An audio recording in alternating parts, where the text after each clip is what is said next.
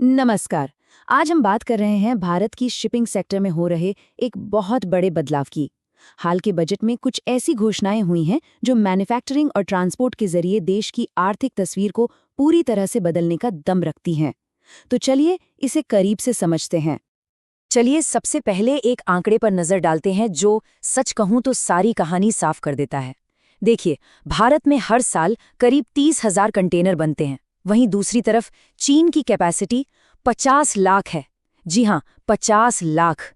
ये जो फासला है ना, ये मामूली नहीं है। इससे साफ पता चलता है कि ग्लोबल शिपिंग मार्केट में अपनी जगह बनाने के लिए भारत के सामने कितनी बड़ी चुनौती है। और इसी बहुत बड़ी चुनौती से निपटने के लिए सरकार ने एक बहुत बड़ा दांव खेला है। नए बजट में खास तौर पर कंटेनर मैन्युफैक्चरिंग स्कीम के लिए 10,000 करोड़ रुपए का ऐलान किया गया है। ये सिर्फ एक रकम नहीं है, ये सेक्टर में एक नई क्रांति लाने का इरादा है। तो इस भारी भरकम निवेश का तो पता चल गया, लेकिन इसके अलावा और क्या है? चलिए अब जरा गहराई में उतरते हैं और देखते हैं कि इस बजट के पिटारे में भारत की शिपिंग भविष्य के लिए और क्या-क्या निकला है। देखिए, बात सिर्फ कंटेनर बनाने तक ही नहीं रुकी है, ये तो एक पूरी चेन है। सरकार असल में भारत के लॉजिस्टिक्स के पूरे ताने-बाने को ही बदलना चाहती है। इसमें अगले 5 साल में 20 नए नेशनल वाटरवेज शुरू करना, कोस्टल कार्गो यानी समुद्री तटों के रास्ते माल ढुलाई को बढ़ावा देना और यहाँ तक कि देश में ही सी प्लेन बनाने की योजना भी शामिल है। इतना ही नहीं, वाराणसी और पटना में नए शिप रिपेयर हब भी बनाए जाएंगे।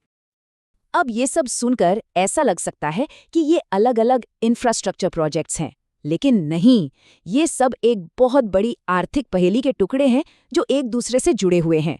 तो चलिए इन सब के पीछे की असली वजह, असली मकसद को समझते हैं। तो सवाल उठता है कि सरकार ये सब क्यों कर रही है? देखिए, इस पूरी स्ट्रैटेजी के केंद्र में है विकसित भारत का विजन। मतलब 2047 तक भारत को एक डेवलप्ड नेशन बनाना। और ये होगा कैसे? इसके लिए एक मजबूत एक्सपोर्ट लेड ग्रोथ स्ट्रैटेजी चाहिए ही चाहिए। सीधी सी बात है, जब तक हम दुनिया को ज्यादा से ज्यादा सामान बनाकर नहीं बेचेंगे तो देश तेजी से आगे कैसे बढ़ेगा? और इसी एक्सपोर्ट वाली बात को आगे बढ़ाने के लिए हाल ही में भारत कंटेनर शिपिंग लाइन भी शुरू की गई है। लेकिन सोचिए, एक शिपिंग लाइन बिना कंटेनरों के क्या ही करेगी? इसीलिए अपने खुद के कंटेनर होना बहुत बहुत जरूरी है। तभी तो हम विदेशी कंपनियों पर अपनी निर्भरता कम कर पाएंगे। और यहीं पर सरकारी मदद की असली भूमिका सामने आती है। सरकार को ये पता है कि फिलहाल भारत में बने कंटेनर बाजार के मुकाबले महंगे पड़ते हैं।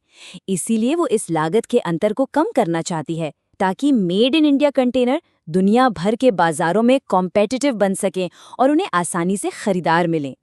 सरकार सिर्फ कंटेनर बनाने पर ही नहीं, बल्कि सामान को एक जगह से दूसरी जगह ले जाने के तरीके पर भी फोकस कर रही है।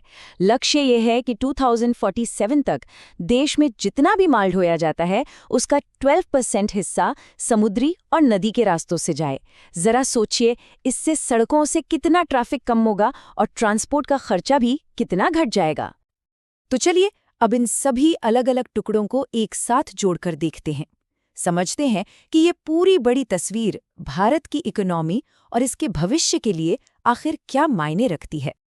जब इन सारी पहलुओं को एक साथ रखकर देखते हैं ना, तो एक बहुत ही साफ और लॉजिकल प्लान नजर आता है। पहला कदम, देश में ही कंटेनर बनाओ ताकि आत्मनिर्भर बने। दूसरा कदम, इन कंटेनरों में सामान भरकर नए जलमार्गों और समुद्री रास्तों से भेजो ताकि खर्चा कम हो और सामान जल्दी पहुंचे। और तीसरा और सबसे जरूरी कदम, इन रास्तों के जरिए देश के दूर दराज के इलाकों को भी मुख्य धारा से जोड़ो और वहां की इकोनॉमी को एक नया बूस्ट दो।